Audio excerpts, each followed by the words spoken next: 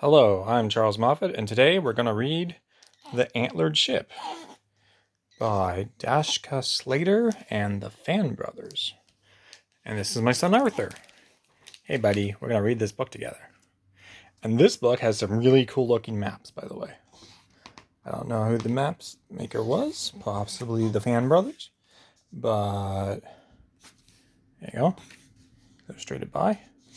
So, yeah, let's get started.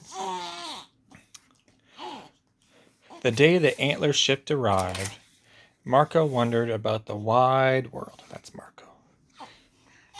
This is Arthur. Hey, buddy. Now, let's see what we got here. Oh, dear. He had so many questions. Why do some songs make you happy and others make you sad? Why don't trees ever talk? How deep does the sun go when it sinks into the sea? But when he posed these questions to the other foxes, they grew silent. What does that have to do with chicken stew, they would ask. Chicken stew. Yeah. Oh, there's the antler ship with the deer. So Marco went down to the harbor to see the ship. 3 deer greeted him at the gangplank. Marco wasn't surprised to learn that they were lost. The deer are lost. Oh dear. Oh dear, dear, dear. We hope to hire a seaworthy crew, explained Sylvia, the captain. I'm afraid we aren't very good sailors. I will join you, Marco said. He thought to himself, I will search the seas for foxes who know the answers to my questions. A pigeon named Victor volunteered along with his entire flock. We want to have adventures, they cooed. Welcome aboard, Captain Sylvia said. We're going to a wonderful island with tall, sweet grass and short, sweet trees. When we get there, we'll eat a delectable dinner. Oh, there's the boat. Oh, it's stormy. But the voyage was more difficult than anyone expected. It rained. Waves crashed over the sides of the deck. Why is water so wet? Marco wondered. The pigeons weren't used to the hard work of raising and lowering the sails. After the first day, they went below decks to play checkers and just stayed there. Yes. Okay. The deer worried about sharp rocks and fierce pirates, and feeling seasick, they huddled in the bow and waited for something bad to happen. Oh dear. After days of drifting and dining on crackers, the animals were damp and cranky. Cranky? We should have stayed in the woods, Sylvia said. Deer aren't supposed to go to sea.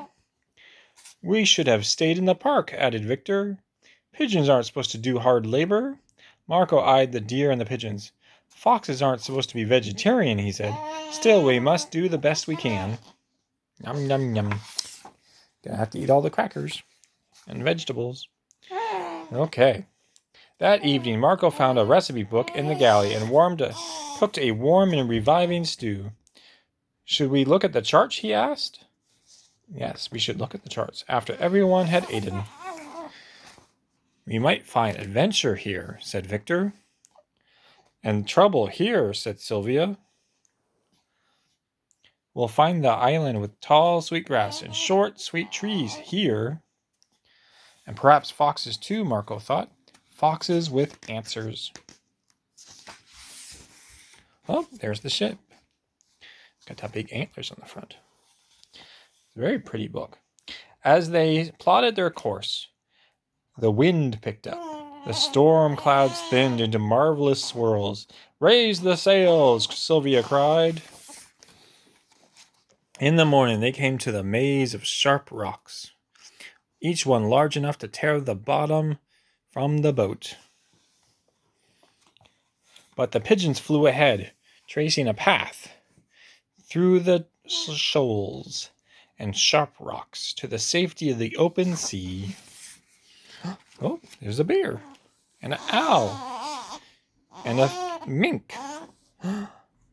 That next afternoon, a pirate ship burst from behind a rocky island. More! Oh dear. Turn over your treasure, the pirate captain bellowed. Oh, I'll put a hole in your helm. Lower the antlers, Sylvia commanded. The ships clashed and crashed and smashed until the pirates turned and fled. Oh, the antlers worked. Good job, antlers. That evening, an island appeared on the horizon with tall, waving grasses and short, swaying trees. We found it, Sylvia cried. We've triumphed, Victor cooed. Do you see any foxes? Marco asked. Yep, there they are. We got a shooting star, too. Okay, the deer grazed the grass and nibbled the trees. The pigeons told stories of their adventures to a flock of admiring seagulls. Oh, there's a turtle. Marco scoured the island for foxes. But he didn't find any. Oh dear, no foxes. Just the one fox. His name is Marco. I have failed, Marco told Victor and Sylvia. No foxes, no one to answer my questions. What questions? Victor asked. Marco took a deep breath. Do islands like being alone? Do waves look more like horses or swans? What's the best way to find a friend you can talk to? That last one's easy, Sylvia said. You make friends by eating together. I disagree, said Victor. You make friends by having adventures together. Maybe you're both right, Marco said. But I think you make friends by asking them questions. Well then, mused Sylvia, should we head home tomorrow? Or should we visit the island of scrumptious shrubbery? Are 2 adventures enough? Asked Victor. Or should we have at least one more? Is it better to know what's going to happen, wondered Marco, or better to be surprised? There were so many questions left to answer, and so many more to ask. Hey, buddy, you okay? You excited? Yeah? So in the morning, they raised the anchor and hoisted the heavy sails. They knew now that the wind would come and go. The clouds would sometimes make marvelous swirls and sometimes make them wet, and that everything they hoped to find could be found aboard an antlered ship. It is a very pretty looking ship.